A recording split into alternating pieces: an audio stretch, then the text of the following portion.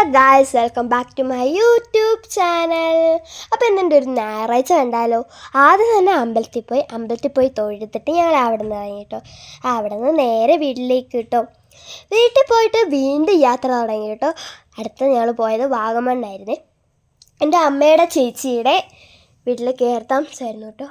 അമ്മയുടെ ചേച്ചിയുടെ വീടിരിക്കുന്ന കാരണം ഉഗാണ്ട അവിടെ ഇരിക്കുന്ന പോലെ കൈസ്, അങ്ങനെ കുഴിക്കകത്തിറങ്ങിയ കൈസ് ആ വീടിരിക്കുന്നത്. പിന്നെ അവിടെ പോയ ഒരു പ്രത്യേക രസം തന്നെ കേട്ടോ. അവിടെ പോയ 2 പേരുണ്ട് കേട്ടോ. സബിൻ എന്ന് പറയുന്ന ഒരാളും എബിൻ എന്ന് പറഞ്ഞ ഒരാളും.